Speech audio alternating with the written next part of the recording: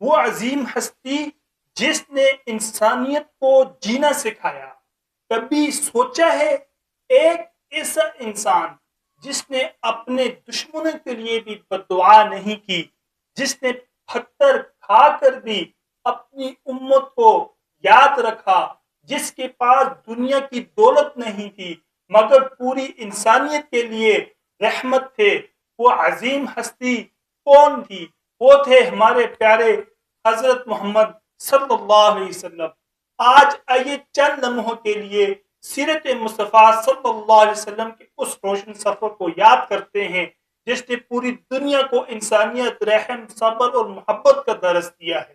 حضرت محمد صلی اللہ علیہ وسلم کی زندگی ہمارے لیے صرف ایک تاریخی واقعہ نہیں بلکہ مکمل رہنمائی ہے. آپ صلی اللہ علیہ وسلم نے ہمیں سکھایا کہ طاقت ملنے کے بعد معاف کرنا کیا ہوتا ہے، غم میں صبر کرنا کیا ہوتا ہے، اور اللہ تعالیٰ پر کامل بھروسہ کیسے کیا جاتا ہے. آپ صلی اللہ علیہ وسلم نے اپنی زندگی میں ہم بے شمار مشکلات برداشت کی لیکن کبھی اللہ تعالیٰ کی رحمت سے مایوس نہیں ہوئے. مکہ مکرمہ میں جب آپ صلی اللہ علیہ وسلم نے لوگوں کو توحید اور حق کی دعوت دی تو مخالفت شروع ہو گئی. آپ صلی اللہ علیہ وسلم کو تکلیفیں دی گئیں، راستے میں اذیتیں پہنچائیں گئیں، لیکن آپ صلی اللہ علیہ وسلم نے اپنی دعوت اور اپنے مشن کو نہیں چھوڑا. آپ صلی اللہ علیہ وسلم کی زندگی ہمیں یہ سبق دیتی ہے کہ حق کا راستہ ہمیشہ آسان نہیں ہوتا، لیکن اگر انسان اللہ تعالیٰ پر بھروسہ کرے تو مشکل راستے بھی کامیابی کی طرف لے جاتے. طائف کا سبق سیرت نبی صلی اللہ علیہ وسلم کا ایک انتہائی سبق آموز واقعہ طائف کا ہے. آپ صلی اللہ علیہ وسلم لوگوں کو اللہ کی طرف بلانے کے لیے وہاں تشریف لے گئے مگر وہاں آپ صلی اللہ علیہ وسلم کے ساتھ سخت رویہ اختیار کیا گیا. لیکن غور کیجیے، اتنی تکلیف کے باوجود آپ صلی اللہ علیہ وسلم نے انتقام کی خواہش نہیں کی بلکہ ہدایت اور رحمت کو ترجیح دی. یہی تو محمد صلی اللہ علیہ وسلم کی رحمت تھی.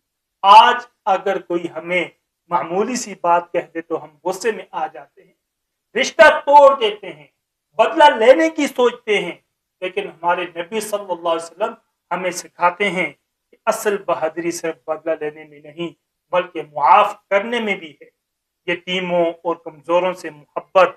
رسول اللہ صلی اللہ علیہ وسلم نے یتیموں، مسکینوں، کمزوروں اور محتاجوں کے ساتھ حسن سلوک کی تعلیم دی. آپ صلی اللہ علیہ وسلم نے انسان کی عزت اس کے مال، رنگ یا خاندان سے نہیں بلکہ اس کے کردار اور تقوی سے جوڑی. آپ صلی اللہ علیہ وسلم کی مجلس میں غریب بھی آتے تھے اور صاحب حیثیت لوگ بھی. آپ صلی اللہ علیہ وسلم سب کے ساتھ حسن اخلاق سے پیش آتے. یہی وجہ تھی کہ لوگ آپ صلی اللہ علیہ وسلم کے کردار سے متاثر ہوتے تھے. ہمارے لیے سب سے بڑا سبق اس میں کیا ہے؟ اگر ہم واقعی نبی کریم صلی اللہ علیہ وسلم سے محبت کرتے ہیں تو ہمیں صرف زبان سے نہیں محبت کا دعویٰ نہیں کرنا، ہمیں اپنی زندگی میں آپ صلی اللہ علیہ وسلم کی سنت اور اخلاق کو لانے کی کوشش کرنی چاہیے. گھر میں والدین کے ساتھ اچھا سلوک برتاؤ کرو، بچوں کے ساتھ شفقت، پڑوسیوں کے ساتھ حسن سلوک، غریبوں کی مدد، سچ بولنا، وعدہ پورا کرنا اور دوسروں کو معاف کرنا، یہ سب سیرت نبی صلی اللہ علیہ وسلم کے روشن اسباق ہیں. آج ہم اپنے آپ سے ایک سوال کریں، کیا ہماری گفتگو میں نبی صلی اللہ علیہ وسلم کا اخلاق نظر آتا ہے؟ کیا ہمارے گھر والے ہمارے رویے سے خوش ہیں؟ کیا ہم کسی ضرورت مند کی مدد کرتے ہیں؟ کیا ہم غصے کے وقت خود کو قابو میں رکھتے ہیں؟ اگر ہم سیرت مصطفیٰ صلی اللہ علیہ وسلم کو اپنی زندگی میں لے آئیں تو ہماری زندگی بھی بدل سکتی ہے اور ہمارے گھر کا ماحول بھی بدل سکتا ہے.